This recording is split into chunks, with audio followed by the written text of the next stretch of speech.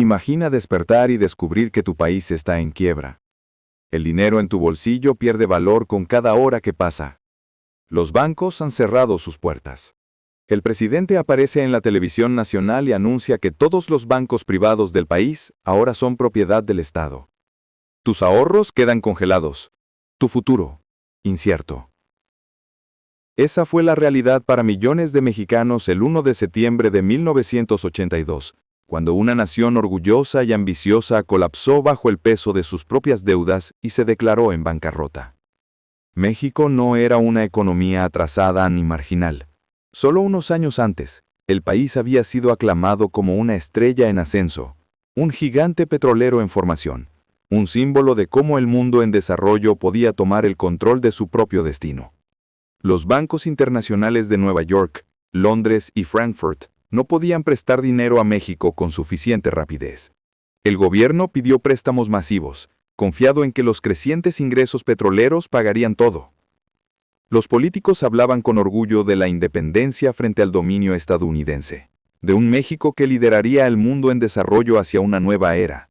A finales de los años 70, los mexicanos sentían que su nación finalmente había encontrado su momento. Pero la historia tiene un cruel sentido del tiempo.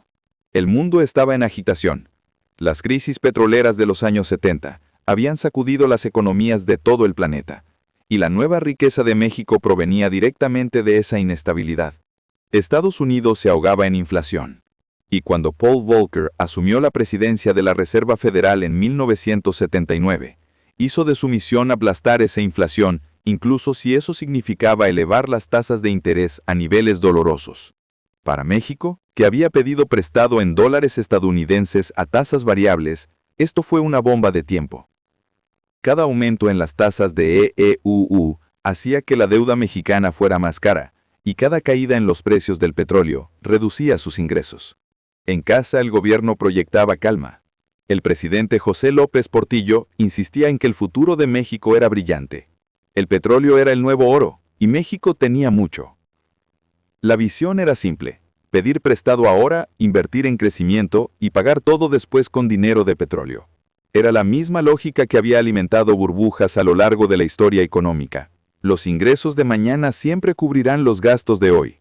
Y como en toda burbuja, nadie quería escuchar las señales de advertencia. Para 1981, esas señales eran evidentes. Los precios del petróleo comenzaron a caer. Los ingresos de México se redujeron de la noche a la mañana justo cuando su deuda se disparaba. La inflación aumentaba. El peso estaba cada vez más sobrevaluado, y los inversionistas nerviosos comenzaron a mover su dinero al extranjero. La fuga de capitales, el término educado para describir a los ricos moviendo sus fortunas fuera del país, empezó a drenar las reservas mexicanas. Entre 1981 y 1982, miles de millones de dólares simplemente salieron del país, escondidos en bienes raíces en Miami, cuentas suizas o incluso guardados en cajas fuertes en Texas. López Portillo respondió con bravuconería. Famosamente declaró que defendería el peso como un perro. Era una frase fuerte, de esas con las que una nación orgullosa podía unirse, pero la historia no perdona las promesas vacías. A comienzos de 1982, el peso perdía valor rápidamente. El gobierno se estaba quedando sin dólares para defenderlo y el crédito internacional de México se había agotado. Los inversionistas ya habían visto esta película antes y no creían en un final feliz. El punto de quiebre llegó en agosto de 1982. El ministro de Finanzas, Jesús Silva Herzog Flores, voló a Nueva York y dio la noticia que ningún acreedor quería escuchar. México ya no podía pagar el principal de su deuda. Se anunció una moratoria de 3 meses. México estaba, en efecto, en bancarrota. Ese anuncio envió ondas de choque a través del sistema financiero mundial. Los bancos estadounidenses y europeos tenían miles de millones en juego. México era el primer dominó, y si caía con suficiente fuerza, toda América Latina podía colapsar, arrastrando consigo los balances de Wall Street. Para los mexicanos comunes, la crisis no se trataba de diferenciales de bonos o negociaciones con el FMI. Se trataba de entrar a una tienda y descubrir que los precios se habían duplicado, de no poder encontrar dólares en las casas de cambio, de ver cómo los ahorros de toda una vida se evaporaban en tiempo real. El peso fue devaluado una y otra vez. La inflación se disparó.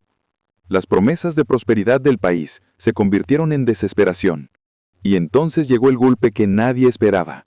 El 1 de septiembre de 1982, durante su último informe presidencial, López Portillo sorprendió a la nación en vivo por radio y televisión. Declaró que todos los bancos privados del país ahora son propiedad del Estado. De la noche a la mañana, cada banco mexicano se convirtió en propiedad del Estado.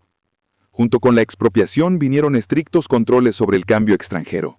Los mexicanos ya no podían comprar ni vender dólares libremente. Según el presidente, el objetivo era detener a los especuladores que habían traicionado a la nación y defender la soberanía de México. En los pasillos del Congreso el anuncio fue recibido con ovaciones de pie. En las calles, la gente se quedó paralizada, incrédula. Para muchos mexicanos fue como si el suelo se hubiera movido bajo sus pies. Imaginen escuchar a su líder decir que su cuenta bancaria, su salario, sus ahorros, su hipoteca, ahora estaban en manos del gobierno. Algunos aplaudieron, creyendo que por fin era hora de castigar a los ricos. Otros entraron en pánico, dándose cuenta de que la confianza en el sistema financiero acababa de romperse. Para los inversionistas extranjeros fue la confirmación de sus peores temores. México no solo estaba en bancarrota, también era impredecible. El peso colapsó aún más. La inflación rugió, y el mundo se dio cuenta de que este no era solo un problema de México, era el comienzo de algo más grande. El desplome del peso en 1982 no se detuvo en las fronteras mexicanas. Cuando López Portillo anunció la moratoria y la nacionalización de los bancos, no fue solo una crisis doméstica, fue un temblor que sacudió todo el sistema financiero global. Los bancos estadounidenses, europeos y japoneses habían prestado decenas de miles de millones a México bajo la asunción de que los países soberanos no quiebran. De repente esa ilusión desapareció. En Washington, Londres y Basilea, banqueros y responsables de política se apresuraron a reaccionar. Si México ya no podía pagar, ¿qué pasaría con Brasil, Argentina, Chile, Venezuela o Perú? En cuestión de semanas, el miedo se volvió realidad. Uno tras otro, los países latinoamericanos admitieron que tampoco podían pagar sus deudas. México había sido el primer dominó, pero no sería el último. Así nació la crisis de la deuda latinoamericana, una reacción en cadena que casi derrumbó a los principales bancos occidentales. Citibank, Chase Manhattan, Barclays, Deutsche Bank, todos estaban llenos de préstamos que ahora parecían tóxicos. Para el sistema global, el colapso de México marcó el momento en que el crecimiento basado en deuda se convirtió en riesgo sistémico. El Fondo Monetario Internacional acudió con paquetes de rescate, pero estos tenían un precio. Se impusieron medidas de austeridad. El gasto público fue recortado. Las subvenciones desaparecieron. Para millones de mexicanos comunes, el rescate se sintió como un castigo. En lugar de la prosperidad petrolera prometida, recibieron congelamiento de salarios, desempleo y precios en aumento. Lo que se había vendido como un milagro económico se transformó en una pesadilla de estancamiento. Los años 80 en México aún son recordados como la década perdida. Piensa en lo que significa eso. Una generación entera creció entre promesas rotas, contracción económica y un nivel de vida en declive. Familias que soñaban con unirse a la clase media vieron a sus hijos luchar con menos oportunidades que ellos. La pregurosa retórica de soberanía e independencia se disolvió en dependencia de los acreedores internacionales. México, que alguna vez habló de liderar al mundo en desarrollo, se convirtió en una advertencia de cómo la confianza excesiva, la deuda y la negación pueden destruir el futuro de una nación. Y aquí está la verdad incómoda. Esta no es solo la historia de México. Es un patrón global que se repite una y otra vez. Los países piden prestado en tiempos de bonanza, convencidos de que el auge durará para siempre. Anclan su moneda, la sostienen con orgullo e ignoran las señales tempranas. Pero cuando el ciclo global cambia, cuando suben las tasas de interés, bajan los precios de las materias primas o los inversionistas se ponen nerviosos, el colapso llega rápidamente. Los ricos sacan su dinero del país, la clase media queda atrapada, el pobre paga el precio más alto, y los gobiernos, desesperados por mantener el control, recurren a medidas extremas. Controles de capital, confiscaciones bancarias, austeridad.